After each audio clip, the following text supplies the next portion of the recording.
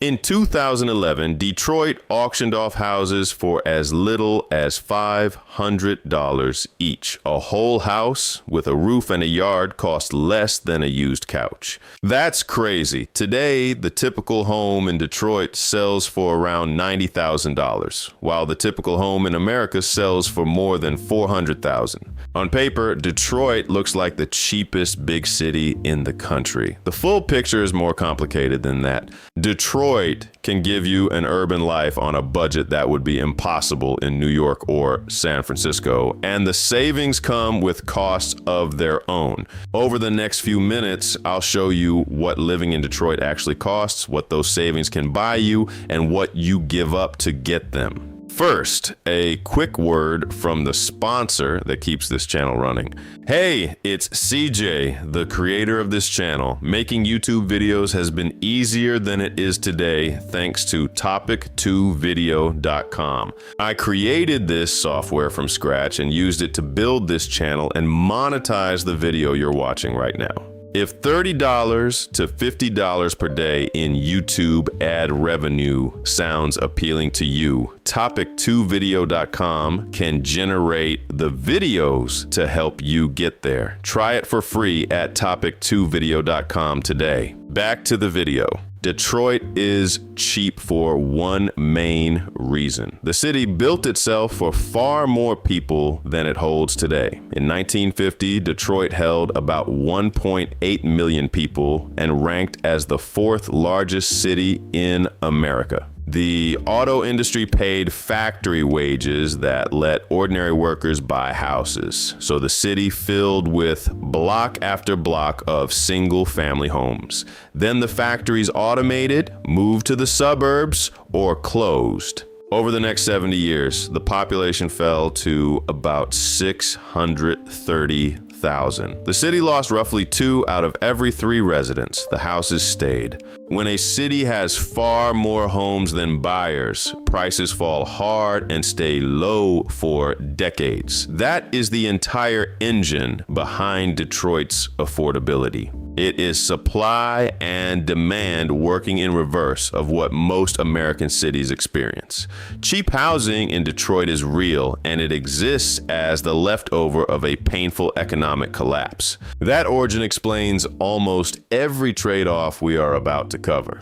Check this out. The Detroit Regional Chamber, the city's main business group, runs a free cost of living calculator built for exactly this decision. You type in your salary. In the moving from box, you pick the city you live in now. In the moving to box, you pick Detroit, you click calculate, and it shows you a side-by-side cost comparison. The data comes at the metropolitan, statistical area, and county level, which means it covers the broader region, and it turns a vague feeling that Detroit is cheaper into an actual number. A person earning $70,000 in Chicago can see what that same salary is worth in Detroit before signing a lease or accepting a job offer.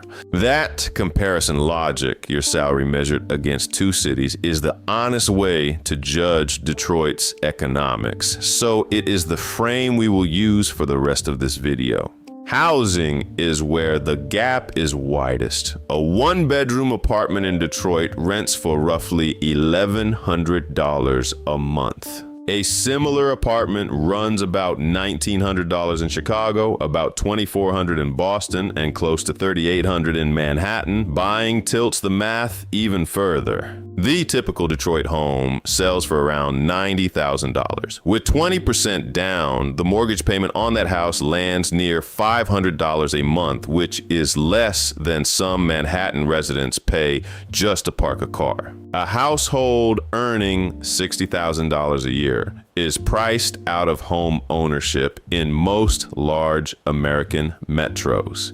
That same household can buy a house in Detroit and keep the payment under 15% of its income. In housing terms, a Detroit paycheck simply stretches 2 to 4 times further than the same paycheck in a coastal city. Those savings change what a paycheck can do. Move from a city where rent takes 40% of your income to one where it takes 15%, and you free up hundreds of dollars every month. That money can go toward paying off debt, building an emergency fund, or investing. It can also fund a different kind of life. Detroit's cheap commercial space has drawn artists, small manufacturers, and restaurant owners who could never afford a storefront in a coastal city. A school teacher, a nurse, or a line cook can own a home in Detroit on a single income, which was the normal American deal in 1955 and has become rare almost everywhere else.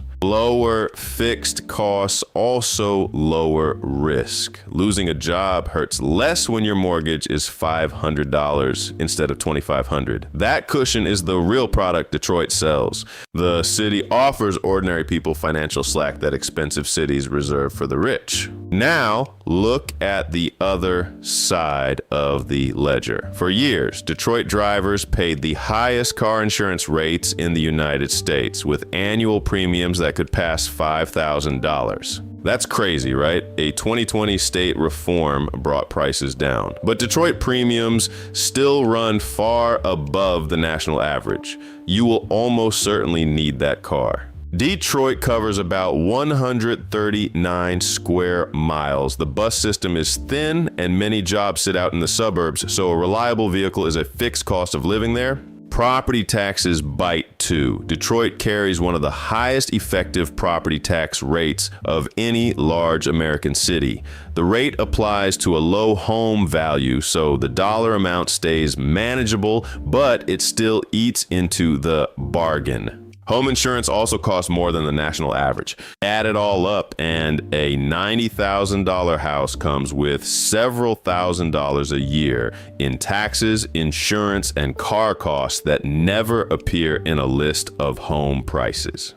The house itself carries hidden costs. Most Detroit homes were built before 1960, and many sat vacant for years. A house that costs $60,000 to buy can need $40,000 in roof, plumbing, and electrical work before it is safe to live in. Location matters more in Detroit than in almost any other American city. Downtown, Midtown, and a handful of stable neighborhoods have seen prices roughly double over the past decade. Other blocks still lose value every year. Buy on the wrong street and your cheap house stays cheap forever, which wipes out the main way American families build wealth. There are quality of life costs too. Grocery stores are scarce in parts of the city. Some city services still lag the richer suburbs, and many families pay for private or charter schools. Those are real expenses in dollars and in daily effort,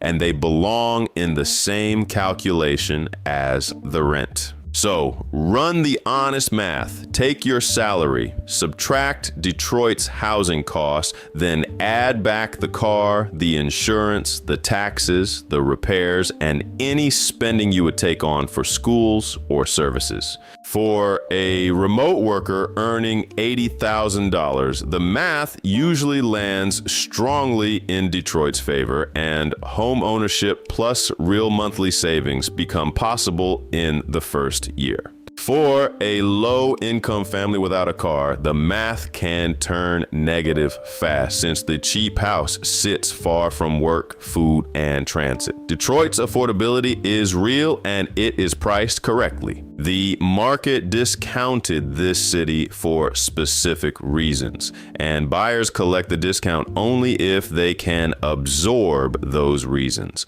What is cheap in Detroit depends on what you are buying, which neighborhood you choose, and whose budget you mean. The question that matters is whether the savings match the life you actually want to live. Detroit teaches a lesson that applies far beyond Michigan. Price and value are different measurements. A low price signals that the market sees risk, work, or inconvenience attached to the deal, and the buyer who understands those attachments collects the bargain, while the buyer who ignores them inherits them. Cities go on sale the same way stocks do, and the discount always has a cause. If you take one thing from this video, take the comparison habit. Enter your real salary, compare your real costs, and check the numbers before you believe any city's reputation, cheap or expensive. If this breakdown helped you,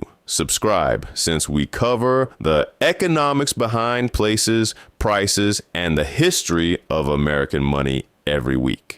Before you go, I want to share something. I make $30 to $50 per day on YouTube thanks to a tool I built called topic2video.com. It took 2 months of posting, but I did it, and you can too. I never made money on YouTube before this, so you don't have to be an expert to start. All you need is an idea. Get started for free at topic2video.com today.